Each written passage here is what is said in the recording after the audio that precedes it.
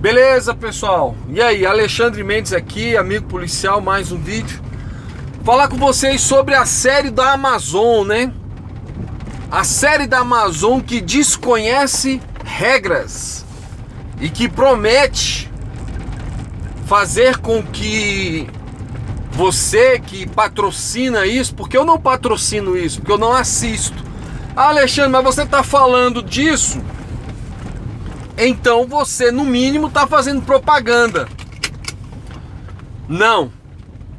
Eu estou trazendo você uma reflexão porque é algo bastante nocivo. Esses Solteiros em Floripa é uma espécie de reality, né? Onde pessoas solteiras irão ser confinados numa espécie de Big Brother.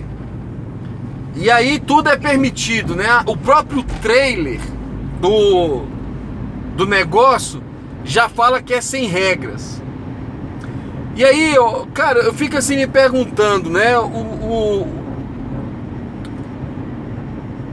O inimigo, ele usa todas as armas possíveis e disponíveis para fazer as pessoas se afastarem de Deus, né? E você fica vendo as jovens, né?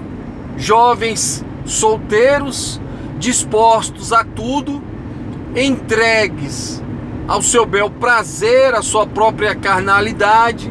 Ah, mas Alexandre, você se surpreende com isso? Não, para longe disso, não me surpreendo com isso não. Mas cara, você não fica pensativo de como esses eventos, esse investimento todo é feito com um único propósito: primeiro, negar a Deus; segundo, colocar o homem exposto ao próprio homem; terceiro, estimular outras pessoas àquele comportamento. Aí eu preciso lembrar de uma coisa que as pessoas estão esquecendo. A AIDS tem feito vítimas entre os jovens num número assustador. Se você for pesquisar como anda a disseminação do vírus do HIV, e o público desse vírus, você vai ficar alarmado, você vai ficar chocado. Então, eu não acredito que vou ter aqui meninos de 20 anos me ouvindo, né? Mas eu provavelmente vou estar falando a pais, tios, tias. E aí eu vou te dizer: monitore o que os seus filhos estão vendo na internet. Eu tenho que fazer isso, você precisa fazer isso. Por quê? Porque cada vez mais esses jovens estão expostos. Liguei a luz aqui para melhorar um pouco. Esses jovens estão expostos a um nível de sexualidade que aflora os desejos deles a cada ano mais cedo. Eu estava conversando com um amigo, o menino é novo, ele é jovem, né? Ele tem pouca idade, está começando a vida agora e se viu num relacionamento com uma pessoa que já tem um pouco mais de experiência. E eu tava conversando com esse rapaz, falei: olha, procure alguém que tenha as mesmas coisas, as mesmas experiências que você, ou que esteja vivendo aproximadamente as mesmas coisas que você está vivendo. E aí ele me perguntou assim: ah, tá, mas por quê? E aí é que tá o X da questão, sabe? As pessoas, elas se envolvem muito cedo, descobrem a sexualidade cada vez mais cedo, queimam etapas, e essas etapas são importantes na vida, e essas etapas que são queimadas trazem consigo uma cobrança natural. Um menino, uma menina que aos 16, aos 17 é pai ou mãe, perdeu a sua própria juventude. E aí, quando isso acontece, e geralmente está acontecendo muito, né? Geralmente é assim, esses meninos e meninas não têm com que sustentar, e aí se transforma a família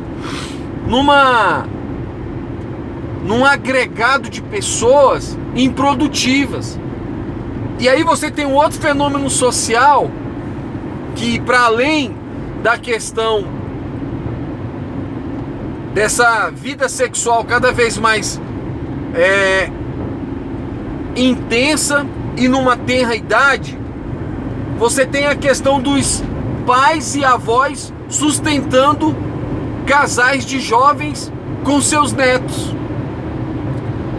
E aí essas pessoas vão para subempregos, vão para empregos ruins.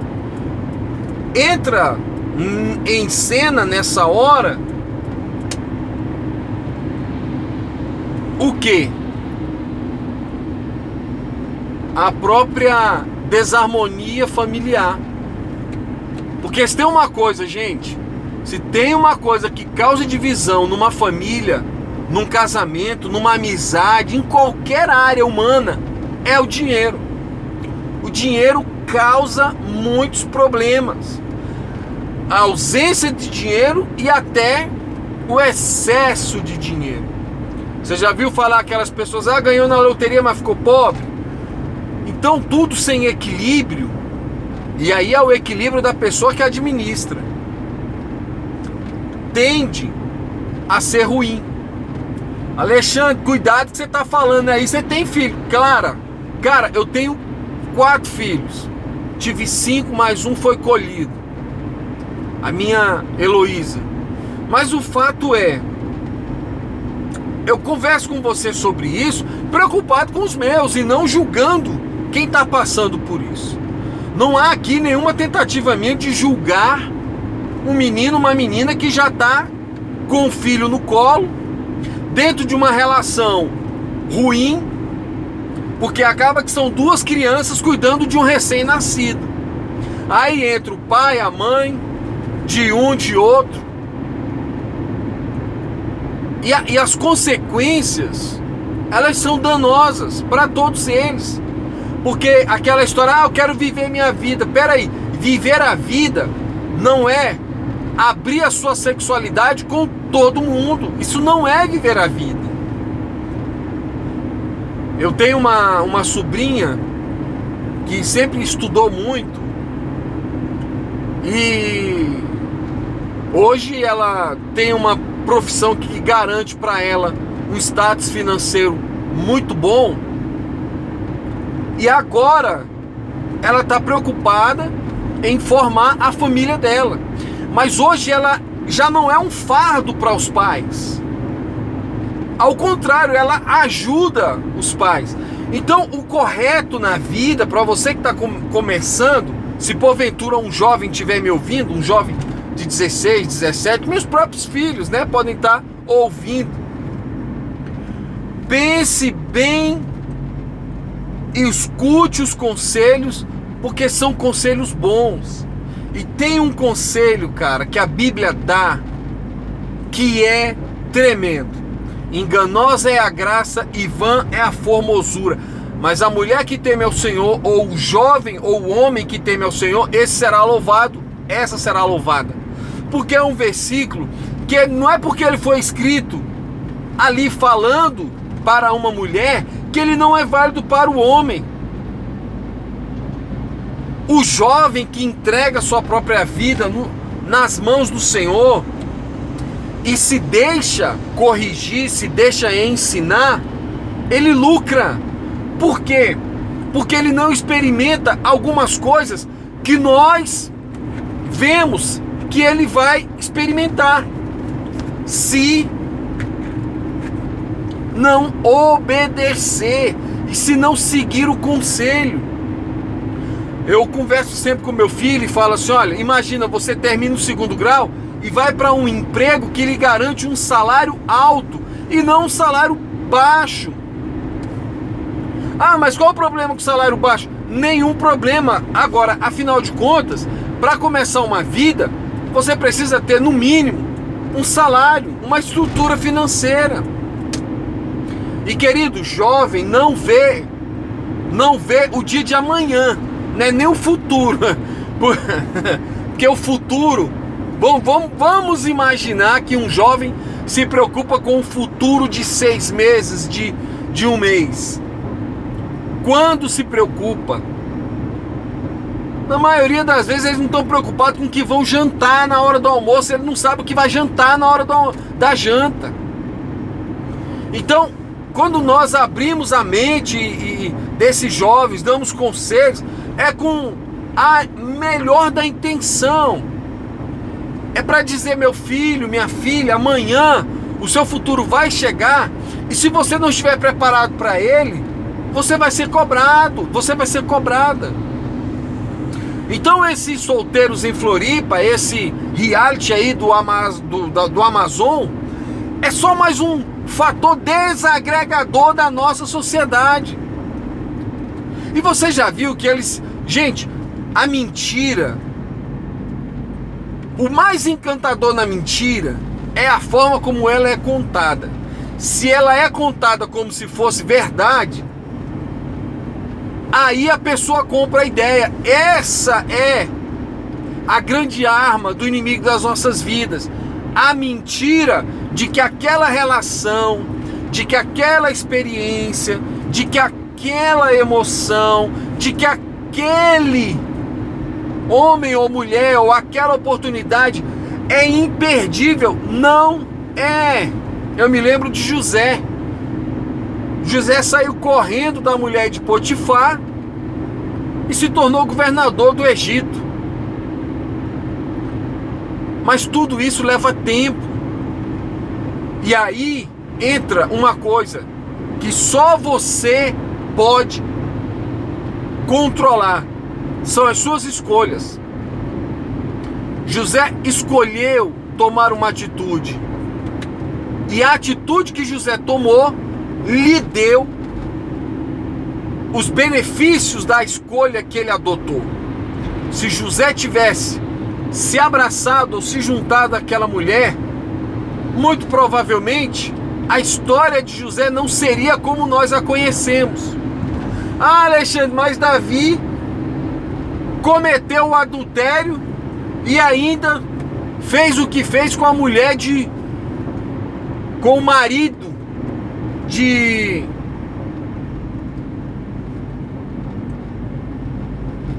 com o marido da... Esqueci o nome agora da mulher, me perdoe.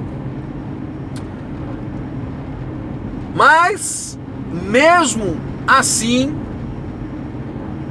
ele é chamado na Bíblia de o homem segundo o coração de Deus. Como você explica isso, Alexandre? Ele se deitou com a mulher de Urias, mandou praticamente que aquele soldado fosse abandonado para ser vítima no mais alto da batalha, ainda é chamado de homem segundo o coração de Deus. Então eu posso pecar e é só pedir perdão. Querido, o preço foi alto para Davi. Eu estou tentando me lembrar da mulher dele, agora eu não consigo. A mulher do Urias, né? Estou tentando me lembrar e não me consigo. Se eu errar os nomes, me perdoe, por favor.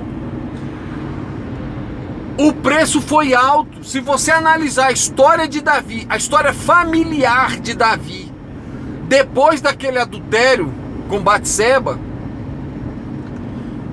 sabe o que você vai ver?